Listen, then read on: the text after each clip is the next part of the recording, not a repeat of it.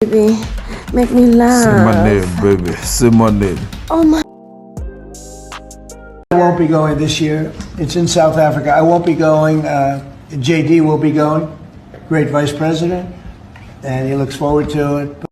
Can't world leaders or Cyril Ramaphosa call the First Lady of the United States of America to convince President Donald J. Trump to make it to the G20? You can imagine how the situation will be. Melania will be like, yes, Donald, you need to go. This is Nelson Mandela's country. You need to go, Donald. You need to go.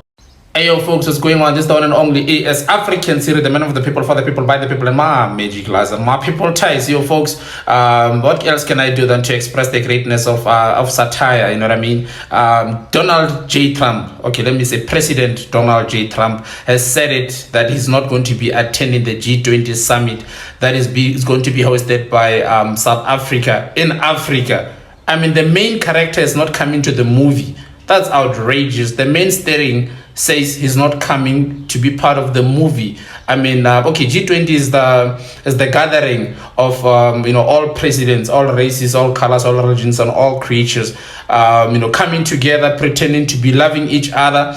But what's going to happen when the main character is not, availing himself? Can you imagine? I mean, we have a situation where in Africa, if you ask who's the vice president of South Africa, people will not tell you. Even some South Africans who can tell you who's the vice president of South Africa, they will say it's they don't know.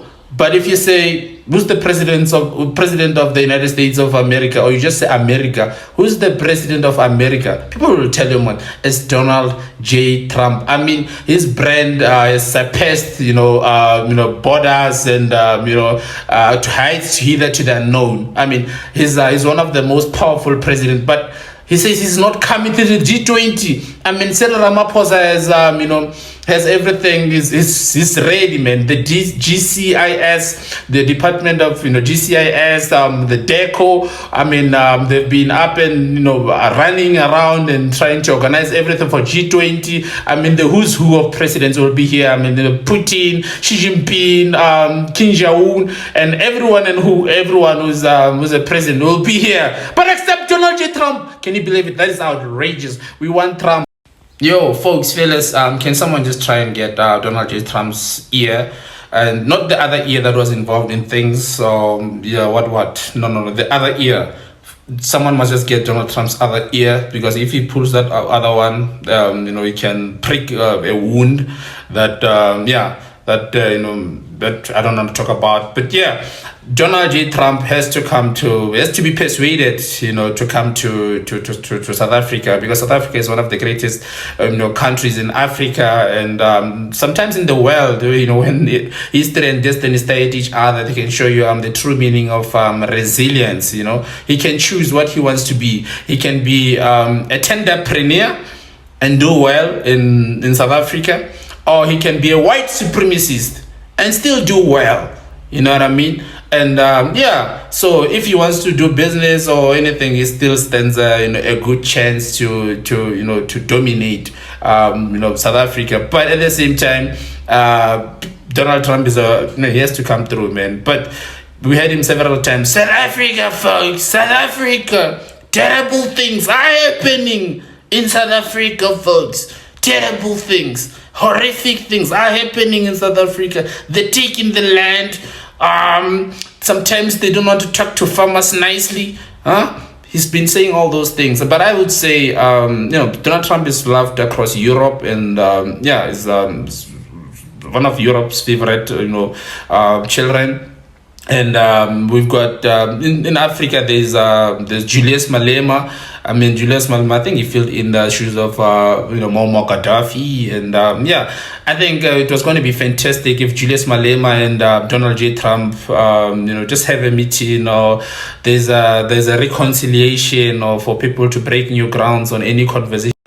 Africa has hosted heavyweights from Floyd Mayweather to former President Barack Hussein Obama. who came through in 2013 during Nelson Mandela's funeral. He gave an eulogy, and he made a lot of sense. And by that time, South Africa did what it does best. That's why we call it Gwara Gwara country. And they hired someone who was interpreting sign language, who couldn't interpret sign language, and then the whole world was watching in front of the whole world. I mean, that is one of the things people want to put under the couch, or under Cyril's couch, or under Cyril Ramaphosa's bed or fridge, or in Palapala, and so on and so forth. The type of information no one wants to share. But folks, that's that about that. But it's going to be boring without Donald J. Trump. Very strongly, quite frankly, that I can tell you. Make America great, folks. Make America great. I mean, I'm not surprised and I'm not disappointed. I'm slightly amused. Did someone really expect President Donald J. Trump to make it to Africa? I didn't anticipate that, or I didn't think about that happening, obviously. I mean, Trump coming from the United States of America to South Africa. Unless Joan Rupert is there, but I don't think so. But folks, that's it from me. I'm out of here. It's not an only AS African Siri, player plan papa, there'll be none before me, there'll be none at me. That makes me the one and only certified, bonafide, and duplicately qualified. Bring your satisfaction and action. Look out, baby, I'm your loved ones. Make me laugh. You're just too good at it.